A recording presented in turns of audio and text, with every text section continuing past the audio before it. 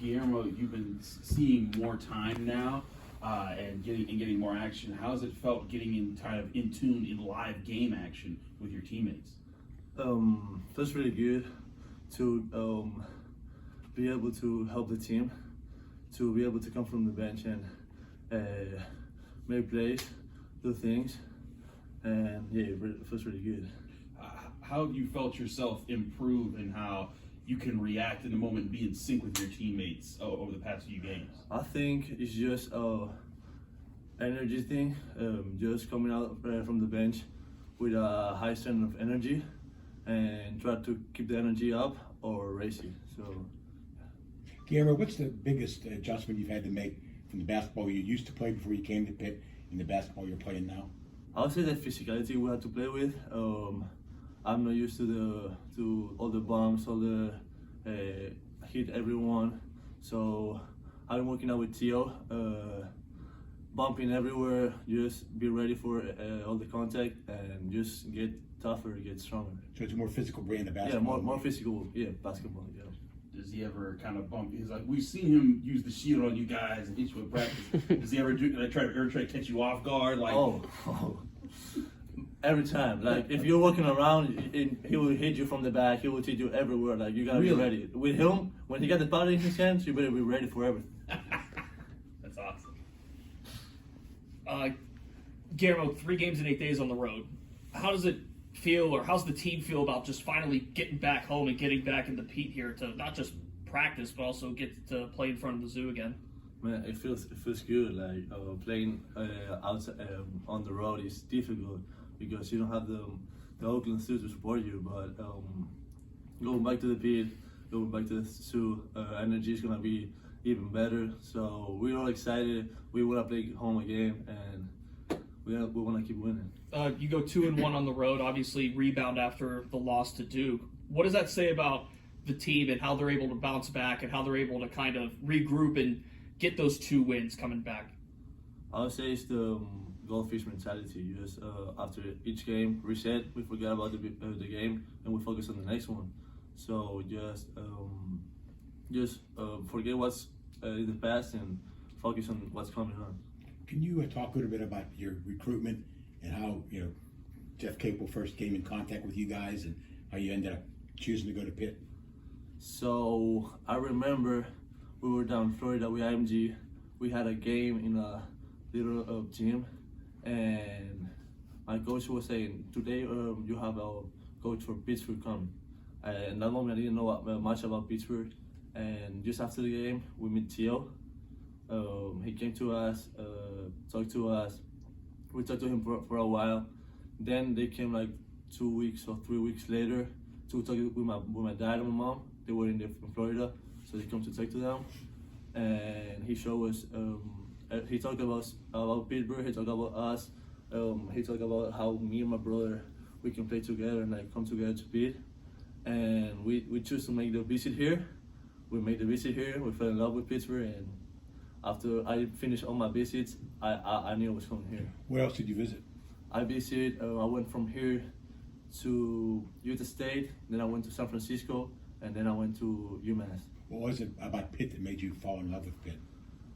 I would say, first of all, the people. I feel like here, they were, because I have my family back home, far away, they told me that they're gonna take care of me. They're gonna take care of, like, it's a big family here. So I feel that's number one thing. And then obviously the ACC is big time, and we wanted a big challenge. And yeah, were you guys always going to be a package deal? You and Jorge? At first we were thinking about splitting paths. We didn't feel like keeping together, but at the last moment, we felt like, okay, we gotta keep going together because you're between, and like this thing is really good. Are you two really competitive with each other in practice? Not that much in practice because we usually don't guard. I usually guard Fede. Okay. I don't got my brother, but yeah, when we play one-on-ones, that thing is nasty. Yeah. How tough is Fede to guard? Fede? Yeah, how tough is he to guard and play against in these practices? He is hard to guard him because like he's for like maybe for ACC is not that strong, but for me, Fred is a strong player. So I gotta box him out, I gotta push him around, and I feel like that competitivity is good for both because I'm pushing him, so he's getting used to push, and now he's pushing me back, and now I'm getting used to being pushed. So we always fighting around, feet around, and I think it's great for both. Now that you've gotten quite a few ACC games under your belt, is the league maybe as physical or as demanding, so to speak, as maybe you anticipated coming into this? I think it's way more than I expected. Of course, when you see the big guys on TV, you're expecting, okay, it's gonna be hard. But what you're expecting is like, okay, it's not only the big guy that's the one who's pushing, and like he's hard to guard. It's like every one of the guys that are on the floor, he's pushing you, and then, even if I said like 5'11" guy, he's gonna box you out, he's gonna go for your knees. So it's like be ready for like 40 minutes of being pushed around. So it's hard. You gotta watch your knees. Yeah, I gotta watch my knees. Yeah. In addition to the physicality, what has been different about basketball in America as opposed to in Europe when you were growing up over there? I feel college basketball is more similar to European basketball than maybe NBA or high school, because it's more like victories are more important, like really important. Each game is really important, and I feel like maybe we play less sets. In Europe, it's like more sets, more tactical. Here's more like a quicker game. Let's run this. And what I was used to in Spain, I'm doing much more filming here than back in Europe. You and Jorge are about the same size, and I was wondering how you became the post player and he became the wing player with that 1 inch. He's 6'11", you're 7 foot, right? I feel like since we were playing, I've always been like taller and stronger than him, and he's always been like quicker than me, like better footwork, more like as a wing player. And growing up, I just decided to just stay on my 4 position, like kind of post up and also get open, pick and pop, pick and roll.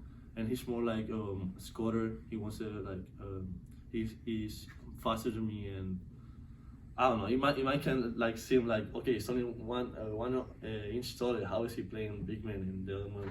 No, Yeah. It's just how we grow up. I don't know how. Are your parents tall?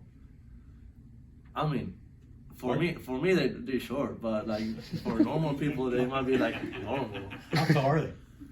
I don't know how much in inches, but like my mama should be around like 5'8", something like that, and my dad like what 6? Yeah, but was it 6'1", 6'2"? 6'1", 6'2". That's all. Wow, that's normal height. Yeah. It's normal height. Yeah, you see it for me. That's short height. Yeah. It's short for him. Yeah, get out your metric converted.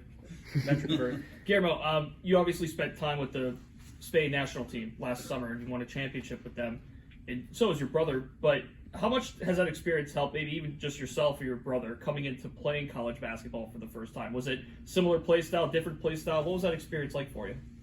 I don't think the play style was that different, and sometimes they even ask me like, okay, how do you run that play with the national team? Because we might do it for this game and stuff.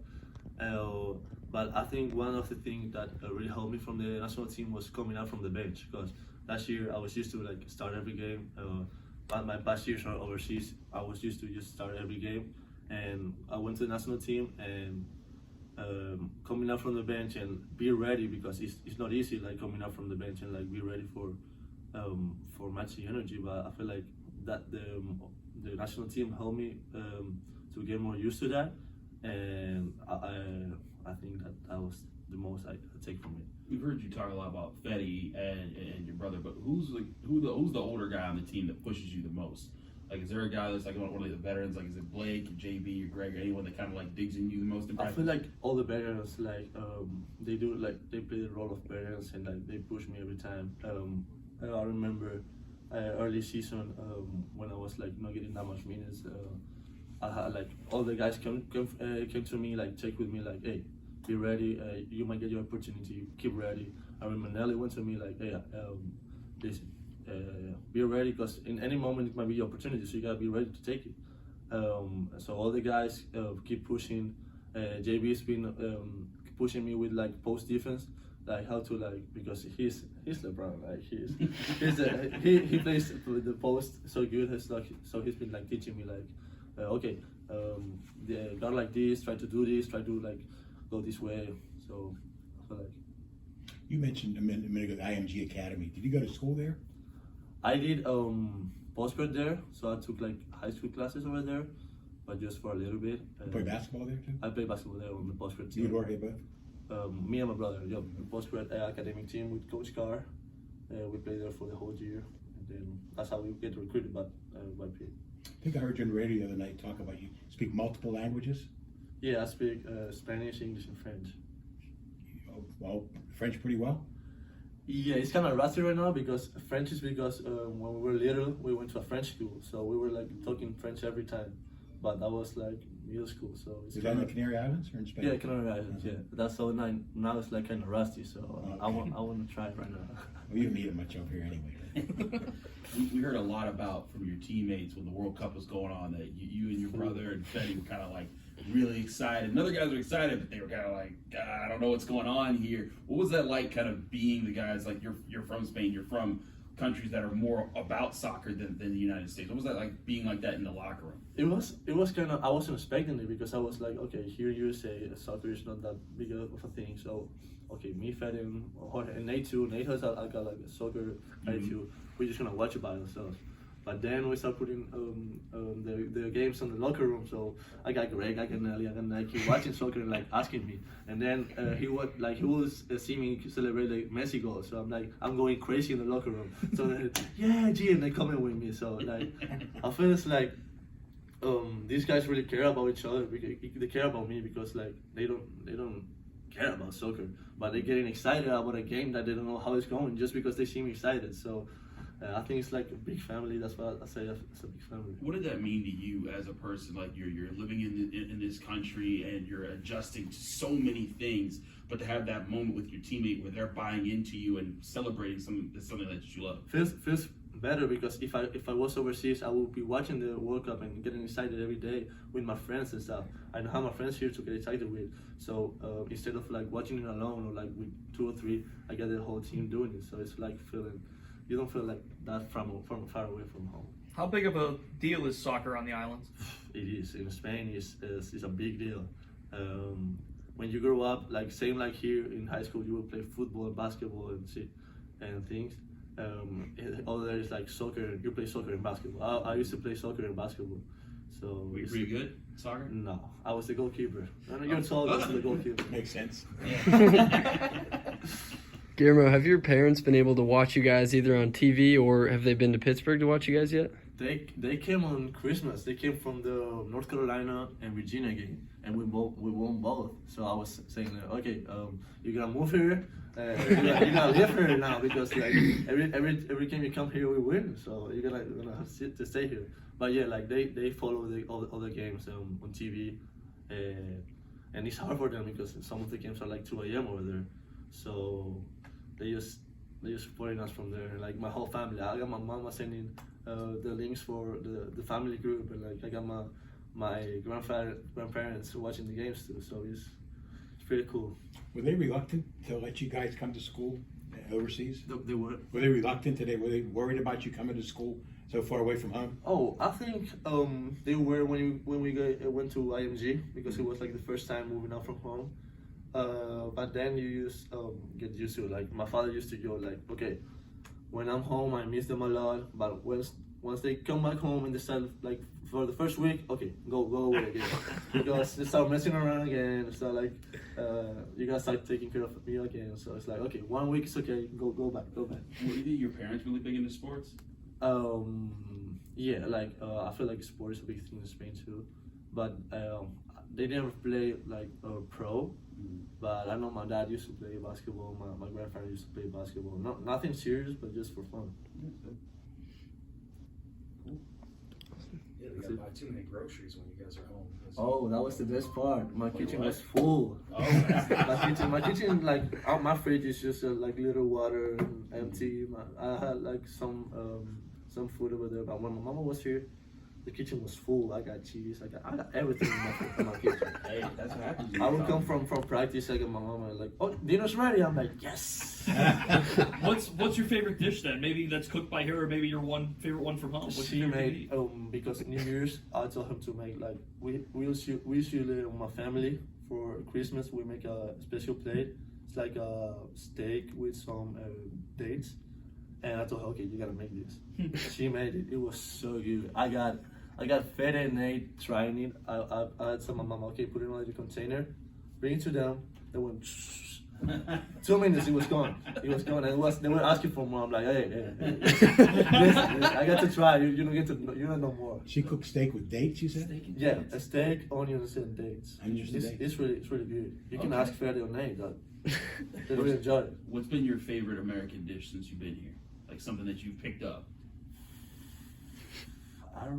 I would say Can't say Chipotle.